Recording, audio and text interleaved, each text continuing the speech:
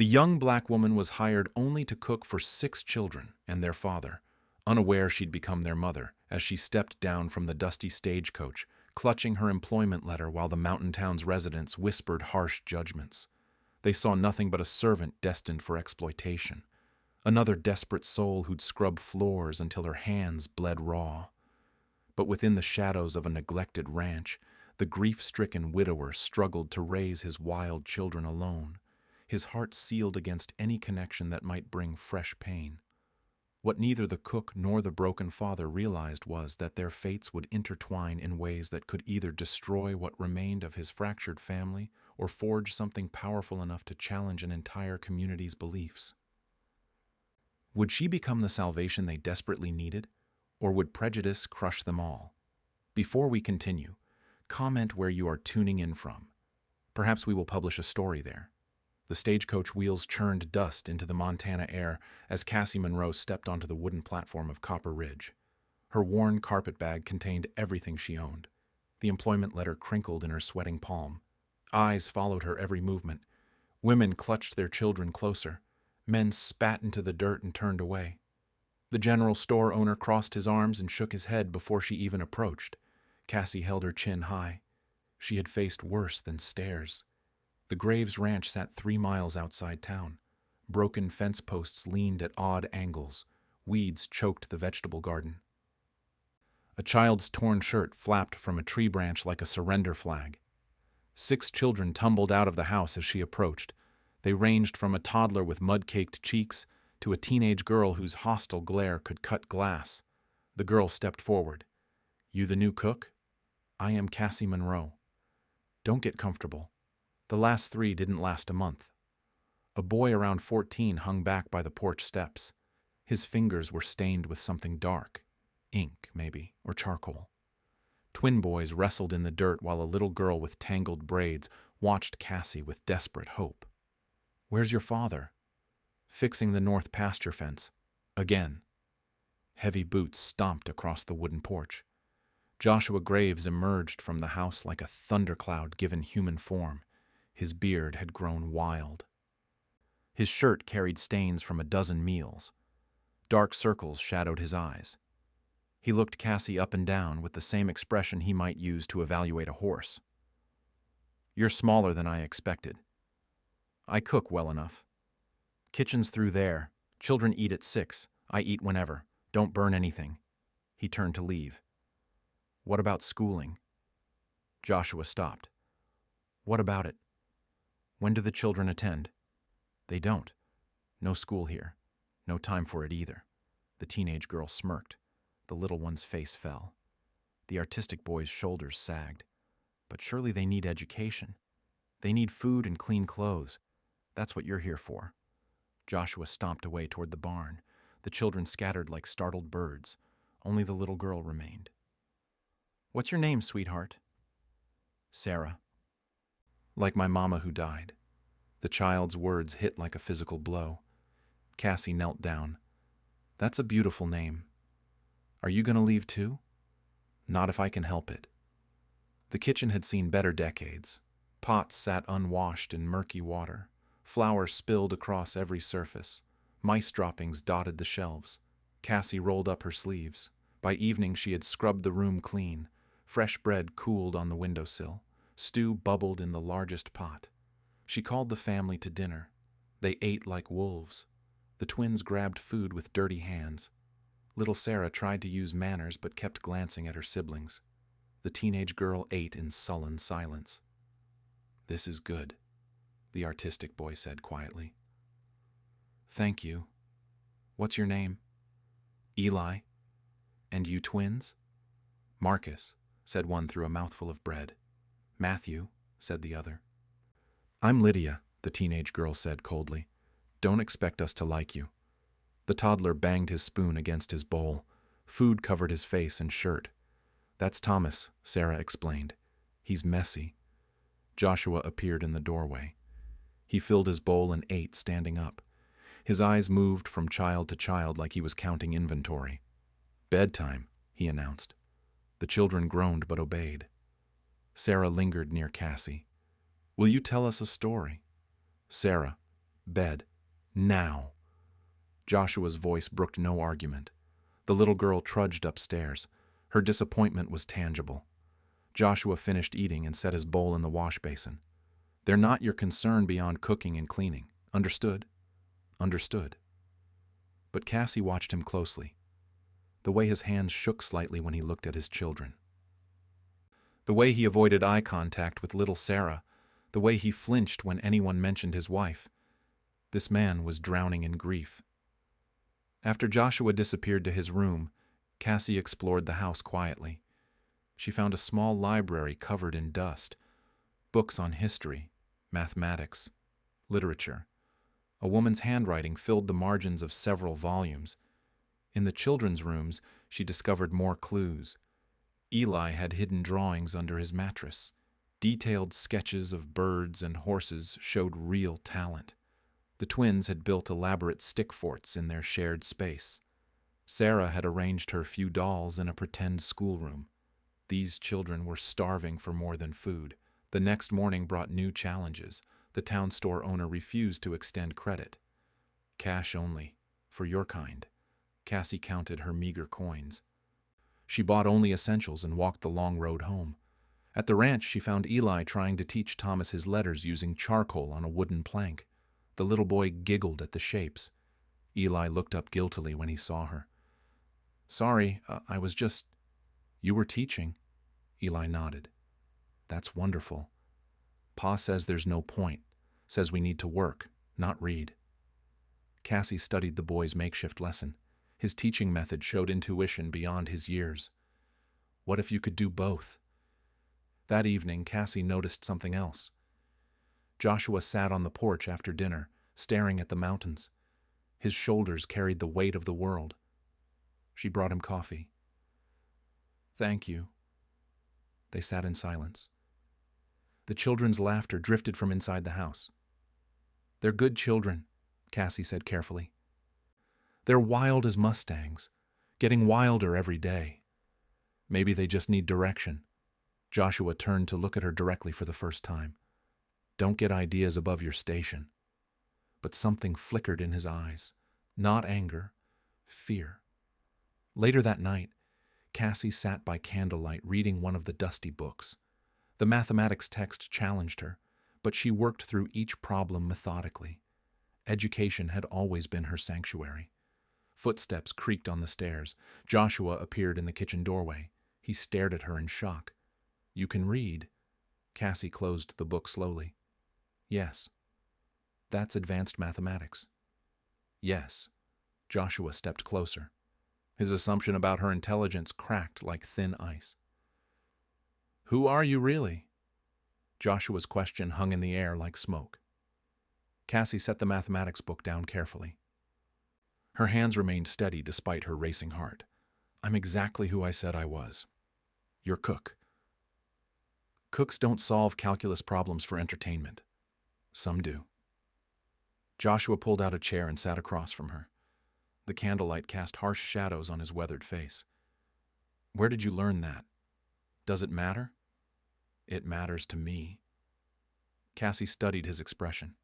Curiosity had replaced suspicion. She made a decision. Philadelphia, the Academy for Colored Youth. Joshua leaned back like she had struck him. You're educated. Formally educated. Yes. Then why are you here cooking for my children instead of teaching somewhere? The question cut deep. Cassie had asked herself the same thing countless times. Because no one will hire a colored teacher. Not in Philadelphia. Not in Boston. Not anywhere I've tried. So you became a domestic. I became whatever would keep me alive while I looked for opportunities. Joshua ran his hands through his unkempt hair. How long have you been looking? 4 years. The number sat between them like a stone. 4 years of rejection. 4 years of wasted potential. 4 years of dreams deferred. My children haven't been to school since their mother died. I noticed. Sarah used to teach them. She was educated too. Boston finishing school. Cassie saw the pain flicker across his face when he mentioned his wife. She would have wanted them to continue learning. She would have wanted a lot of things. Joshua stood abruptly and paced to the window. His reflection stared back from the dark glass. The schoolmaster left town when the silver mine closed. No money to pay him. Parents started teaching their own or sending children to relatives in bigger towns. What did you do? Nothing. I was drowning in grief and work. The ranch was failing. The children were running wild. I told myself they were too young for formal education. But now Thomas is 4 and can't recognize his own name. Sarah is 8 and struggles to read simple words. The twins fight constantly because they have no direction. Eli draws pictures instead of doing chores. Cassie remained silent. Joshua was working through his own guilt. And Lydia? He shook his head. Lydia is 16 and should be preparing for her future. Instead, she's raising her siblings because I can't manage it. You're managing now. Am I? I hired a cook and discovered a teacher. What does that say about my judgment? Joshua returned to the table. He picked up the mathematics book and flipped through its pages. Could you teach them? The question was barely a whisper. I could, but if anyone in town found out, it would cause problems. More than problems. The town council already disapproves of our arrangement. If they thought you were overstepping. Cassie understood. A colored woman teaching white children would scandalize the community. But the alternative was watching 6 bright minds waste away. What if we kept it quiet? Joshua considered this. How? I teach them during regular household activities. Cooking becomes mathematics. Storytelling becomes literature and history. Chores become science lessons. Hidden education. Practical education. Joshua closed the book and met her eyes. Why would you risk it? You have a good position here. Safe work. Regular pay. Cassie thought of her mentor back in Philadelphia. Miss Catherine Williams had risked everything to educate colored children when it was still illegal in many places. Because education changes everything. It opens doors that poverty and prejudice try to keep locked. Even for my children? Especially for your children. Joshua was quiet for a long moment. The house settled around them with small creaks and sighs. If we do this, it has to be completely secret. No one in town can know. Not even the children can understand what we're really doing. Agreed. And if there's trouble, if anyone suspects, you have to stop immediately. I understand. No, you don't. Joshua's voice grew urgent. This town has ways of dealing with people who don't follow the rules. Colored people especially. I can't protect you if they decide you're a threat. The warning chilled her, but Cassie had faced threats before. I accept the risk. Joshua extended his hand across the table. She shook it firmly. We start tomorrow. The next morning brought new energy to the Graves household. Cassie began her secret mission during breakfast preparation. Sarah, help me measure flour. 2 cups exactly. The little girl carefully leveled each cup. Cassie showed her how fractions worked using the measuring tools. If we need 3 cups but only have a half-cup measure, how many scoops? Sarah counted on her fingers. 6? Perfect. Eli wandered into the kitchen. Cassie handed him a pencil and paper. Draw me a map of the ranch. Show where everything sits. Why? So I know my way around. Eli eagerly began sketching. Without realizing it, he was learning geography and spatial relationships. The twins thundered downstairs. Cassie put them to work sorting beans. Marcus, you take all the spotted ones. Matthew, you get the solid colors. Let's see who finishes first. Competition motivated them to focus. They were learning classification and developing attention to detail. Even little Thomas got lessons. Cassie taught him to recognize shapes while he played with wooden blocks. Joshua watched from the doorway. His children were learning without knowing it. They thought they were just helping with chores and playing games. Only Lydia remained suspicious. What are you really doing? Cooking breakfast. You're up to something. I'm always up to something. Right now I'm up to making sure you all eat properly. Lydia narrowed her eyes but said nothing. That evening, Joshua joined the family for dinner. He listened to his children chatter about their day. They mentioned measurements and maps and sorting games like they were grand adventures. After the children went to bed, he found Cassie cleaning the kitchen. "It's working. It's only been one day. I haven't seen them this engaged in months." Cassie smiled. She had forgotten how rewarding teaching could be. "This is just the beginning." But even as she spoke, she wondered how long their secret could last. Small towns had big ears. Someone would notice eventually. The question was whether she could accomplish enough before that day arrived. 3 weeks into their secret arrangement, the Graves household hummed with new energy. Cassie had transformed every mundane task into a learning opportunity. The children absorbed knowledge like desert earth drinking rain. Morning chores became mathematics lessons. Sarah counted eggs and calculated dozens. The twins measured feed for the horses and learned about ratios. Even Thomas could identify basic shapes in everything from wagon wheels to window panes. Eli's artistic talents flourished under Cassie's encouragement. She taught him about perspective while he sketched the barn. His drawings improved dramatically when he understood how light and shadow worked together. "You have real skill," Cassie told him one afternoon. "Pa says drawing won't put food on the table." "Your pa is wrong about many things." Eli looked shocked that anyone would contradict his father. But he kept drawing. The most remarkable change came during evening meals. Joshua had started joining the family regularly instead of eating alone. Cassie turned dinner time into story sessions, weaving history and literature into entertaining tales. She told them about ancient Egypt while they ate cornbread. The pyramids became real places built by real people. The twins hung on every word. "Tell us about the cowboys who fought dragons," Marcus demanded. "There were no dragons in the Old West." "But there were brave people who fought real monsters," Matthew added. Cassie smiled. The boys were beginning to distinguish between fantasy and history. Sarah absorbed everything like a tiny scholar. She asked thoughtful questions that surprised everyone. Her vocabulary expanded daily.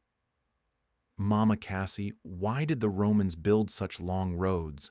Joshua nearly choked on his coffee. The title had slipped out naturally. Sarah looked mortified. "Sorry, I meant Miss Cassie." "It's all right, sweetheart."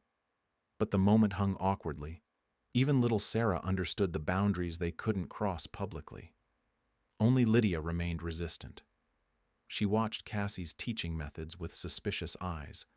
The 16-year-old had appointed herself guardian of her mother's memory. "My real mother taught us things too." "I'm sure she was wonderful." "She was. And she's the only mother we need." Cassie never argued. She understood Lydia's fierce loyalty. But she continued her gentle influence anyway. The breakthrough came when Lydia fell ill with fever.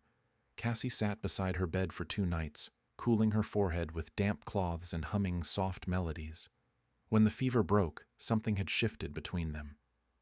"Why are you being so nice to me?" "Because I care about you." "Even though I've been horrible?" "Especially because you've been protective.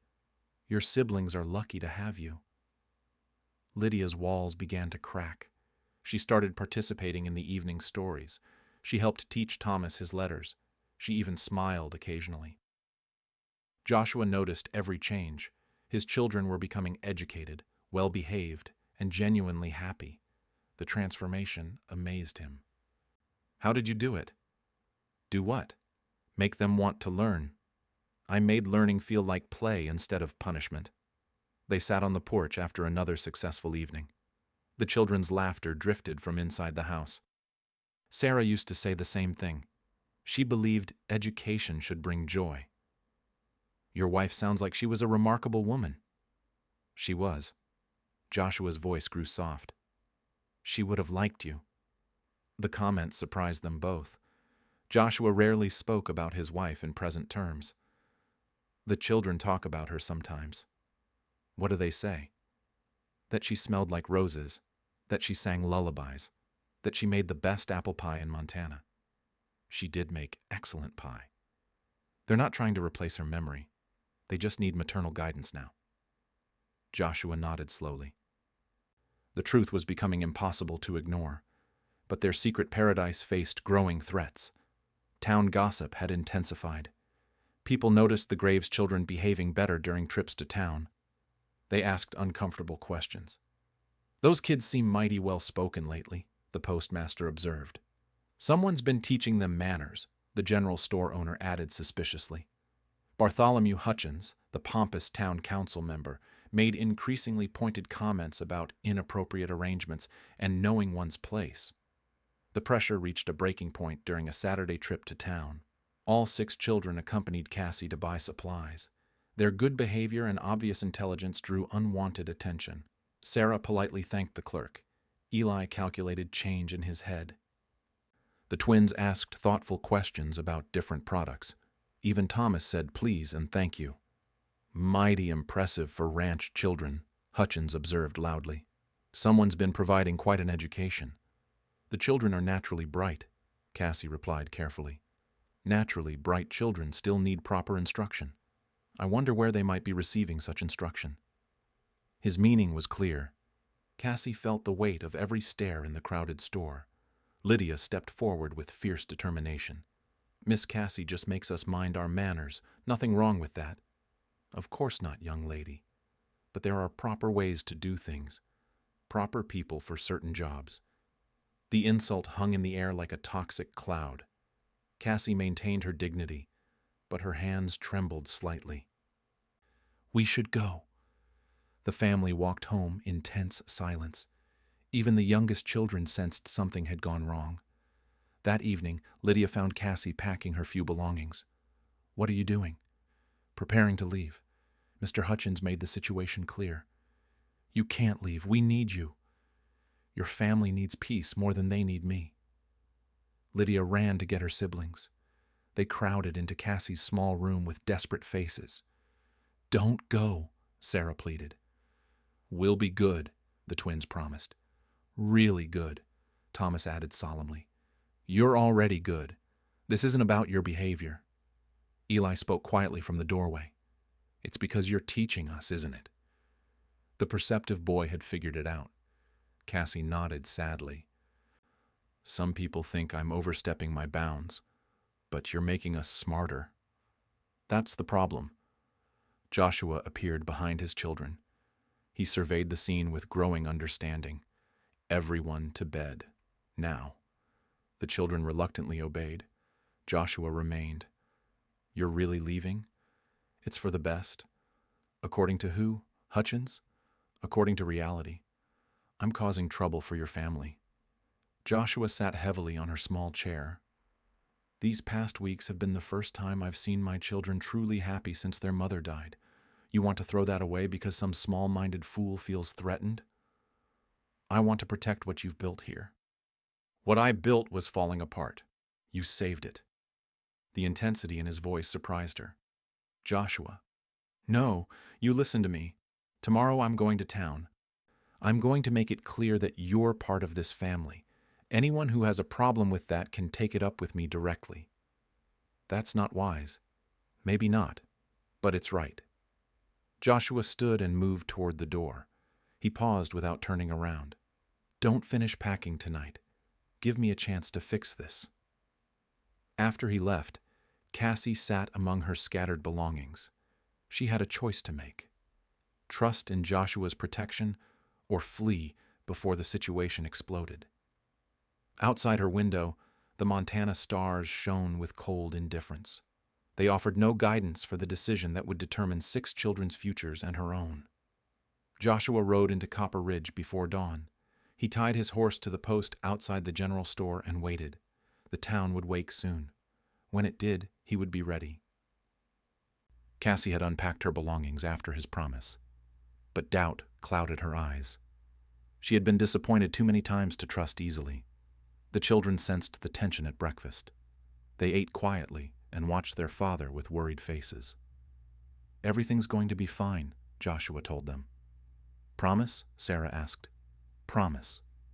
But promises were easier to make than keep.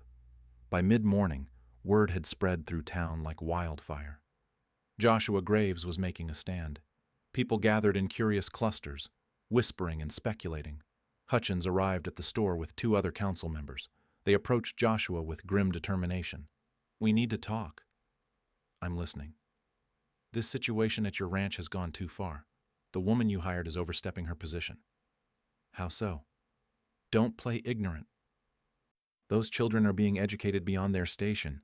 Someone is teaching them. And it isn't you." Joshua straightened to his full height. His presence commanded attention from everyone within earshot. "Those children are my responsibility. How I raise them is my business.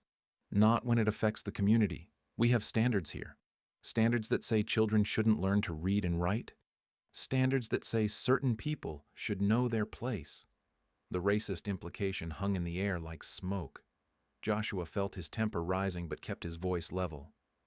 "Cassie Monroe is an educated woman providing guidance to my children. I see nothing wrong with that arrangement." "An educated woman?" Hutchins laughed mockingly. "She's a domestic servant.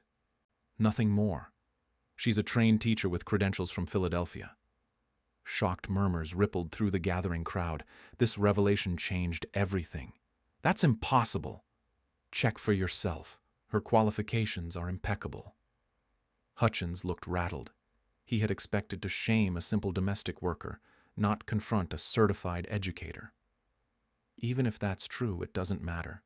She was hired to cook and clean. Now she does both. My children are fed, clothed, and educated. I call that excellent value. The community won't stand for it." "What community?"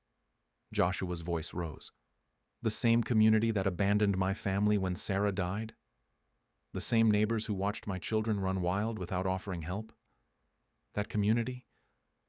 The accusation stung because it was true. After the initial sympathy, people had forgotten the struggling widower and his 6 children. "We were giving you time to grieve." 2 years wasn't enough? An uncomfortable silence fell over the crowd. Several people looked ashamed. Mrs. Patterson, the doctor's wife, stepped forward. "Joshua is right. We should have done more to help." "Those children were suffering," added Tom Miller, the blacksmith. "If this woman helped them, maybe we should be grateful." Hutchins realized he was losing support. He played his final card. "This isn't about helping children. It's about maintaining proper order. What happens when other colored people get ideas above their station?" "Maybe they should get ideas," Joshua shot back. "Maybe we all should." The statement was revolutionary for 1887 Montana. People stared in shock. "You don't know what you're saying." "I know exactly what I'm saying. Intelligence doesn't depend on skin color. Character doesn't either. Cassie Monroe has more of both than most people in this town." "You've lost your mind." "I've found it. For the first time in 2 years, my children are happy and thriving.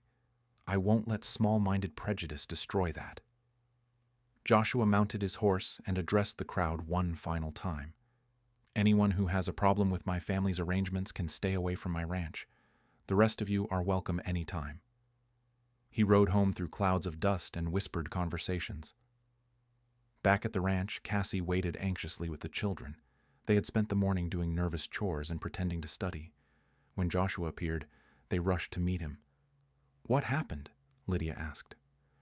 "I told them the truth." "About Miss Cassie being a real teacher?"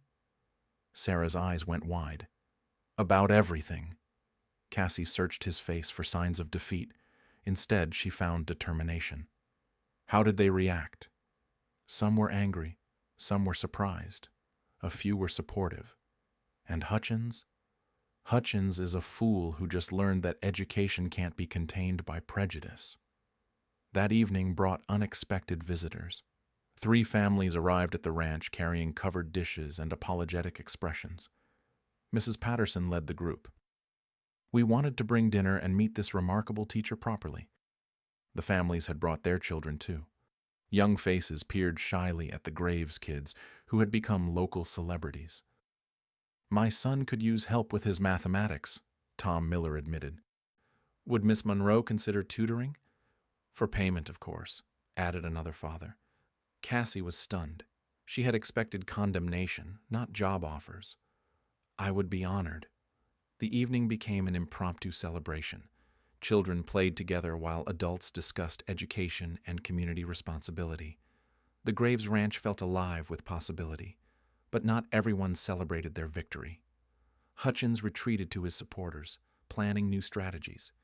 He had been publicly humiliated and wouldn't forget it. Later, as the visitors departed, mysterious letters arrived with the mail.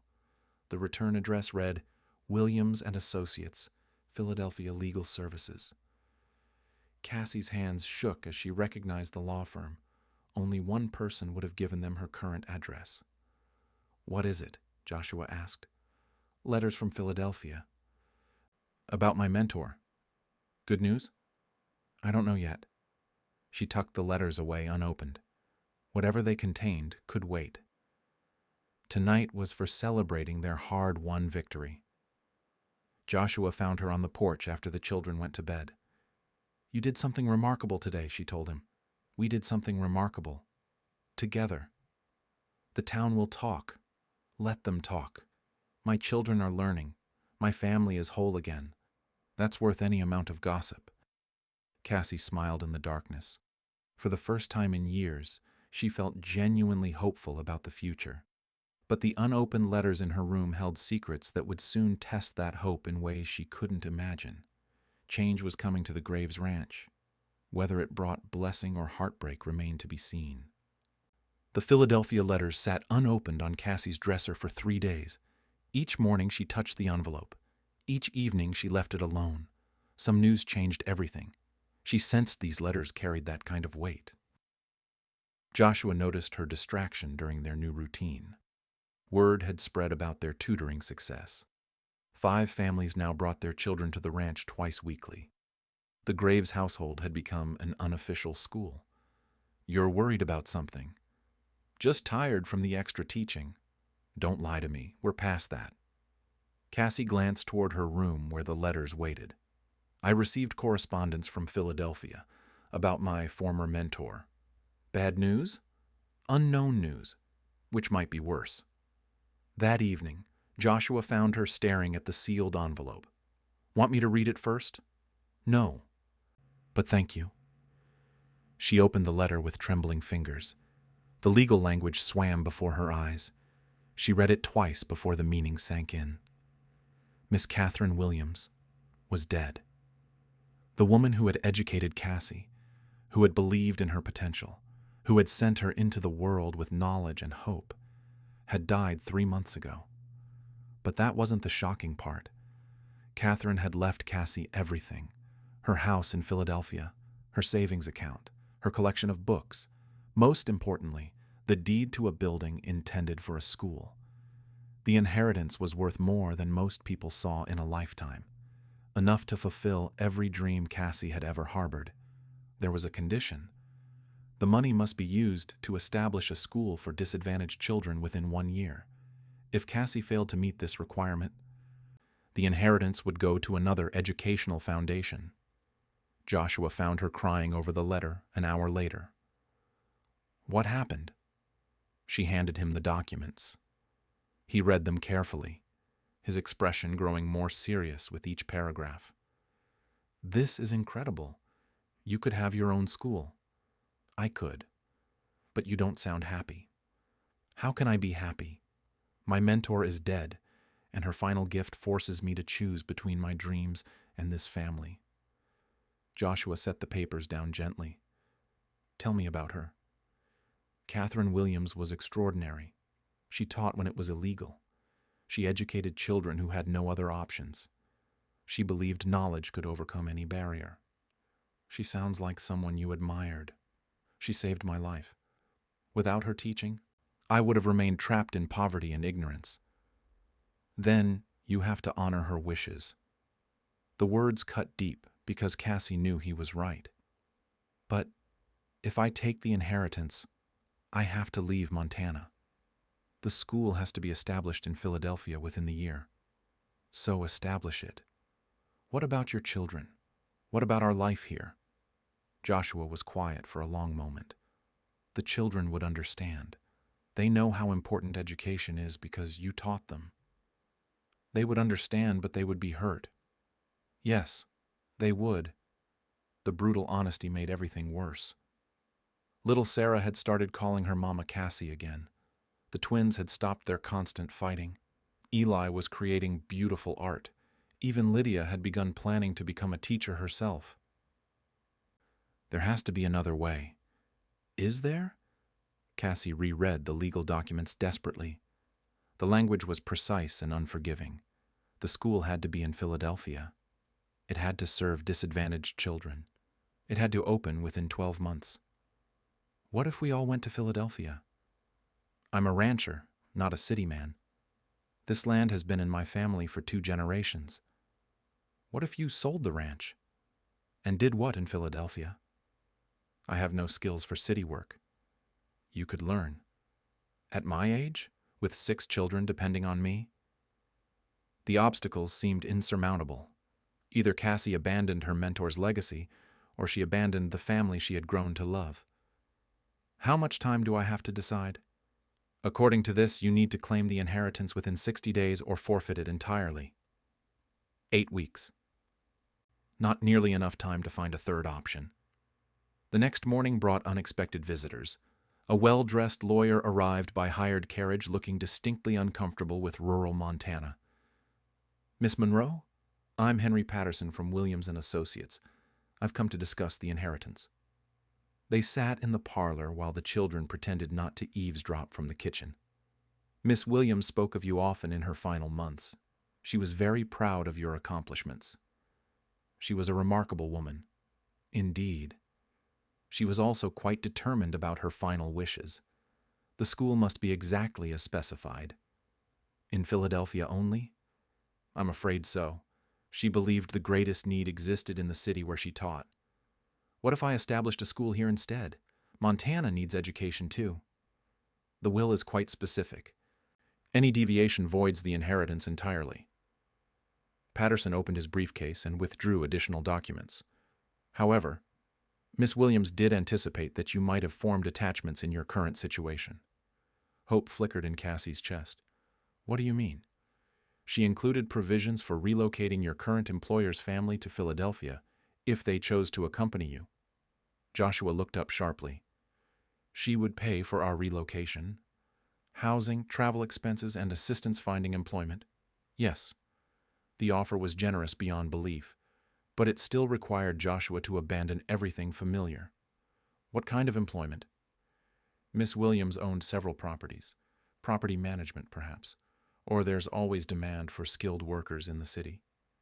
Joshua considered the offer seriously. Philadelphia represented unknown dangers and opportunities. I need time to think. Of course, but please remember the timeline. 60 days from receipt of the initial correspondence. After Patterson left, the family gathered for an emergency meeting. Even little Thomas seemed to understand the gravity of the situation. Are you leaving us? Sarah asked directly. I don't want to. But you might have to? Yes. Tears started flowing. The twins looked confused. Eli stared at his hands. Lydia crossed her arms defiantly. Then we'll go with you. It's not that simple, Lydia. Why not? Pa can work anywhere. We can live anywhere. But we can't live without you. The declaration stunned everyone, especially Lydia herself. The girl who had once resented Cassie now couldn't imagine life without her. Philadelphia is very different from Montana. Different how? Crowded, noisy, no wide open spaces, no horses or cattle. But there would be schools and libraries and museums, Eli said quietly. Yes. And you would be happy there? Cassie realized she didn't know the answer to that question anymore. 6 months ago, Philadelphia had represented everything she wanted. Now, it felt like exile from everything she loved. I would be doing the work I was meant to do. Is that the same as being happy? From the mouth of a 14-year-old boy came wisdom that cut straight to the heart of her dilemma. She looked around the table at 6 faces watching her with desperate hope and growing fear. In 57 days, she would have to choose between honoring her mentor's legacy and preserving the family she never knew she wanted. The decision would determine not just her future, but the futures of everyone she had come to love. The decision tormented Cassie for weeks. She taught during the day and lay awake at night weighing impossible choices. Philadelphia meant fulfilling her mentor's dream. Montana meant keeping her found family together. Joshua watched her struggle with growing concern. Dark circles shadowed her eyes. Her usual spark dimmed with each passing day. "You're making yourself sick." "I'm fine." "You're not eating. You're not sleeping. The children are worried." It was true. Even little Thomas sensed something was wrong. He followed Cassie around like a lost puppy, offering hugs and dandelion bouquets. 2 weeks before the deadline, Cassie made her choice. She would go to Philadelphia alone. "You belong here with your ranch and your life. I belong in the city fulfilling my purpose." "What if your purpose changed?" "Purposes don't change. They just get delayed." Joshua disagreed, but didn't argue. He had seen that determined look before. That evening, Cassie called the children together. The family meeting felt like a funeral. "I have something important to tell you." 6 pairs of eyes watched her with growing dread. "I'm going to Philadelphia to start a school."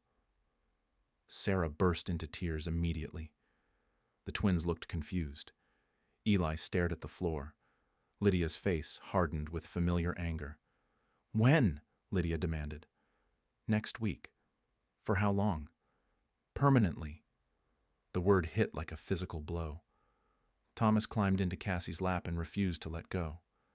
"But you said you loved us." "I do love you. More than you'll ever know." "Then stay." "I can't." "Why not?" How could she explain duty and legacy to children who only understood love and abandonment? "Because sometimes we have to do things we don't want to do." "Like when Pa makes us do chores?" "Something like that." But it wasn't like chores at all. This was sacrificing her heart for her calling. Joshua found her packing again that night. "There has to be another way. We've been through this." "No, listen. What if you used the inheritance differently? The will is specific. Wills can be challenged." "On what grounds?" "Changed circumstances. The greatest need isn't necessarily in Philadelphia anymore." Cassie stopped folding clothes. "What do you mean?" "Montana territory is growing. New families arrive monthly. Most have no access to education. You could serve more children here than in one Philadelphia neighborhood." The argument was compelling but legally impossible. The inheritance requires Philadelphia specifically. "Then forget the inheritance." "Joshua." "I'm serious.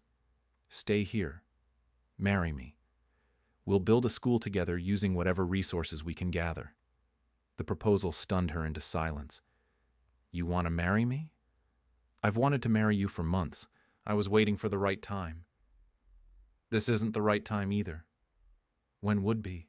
After you've left? After we've all moved on with broken hearts?" Cassie sat heavily on her small bed.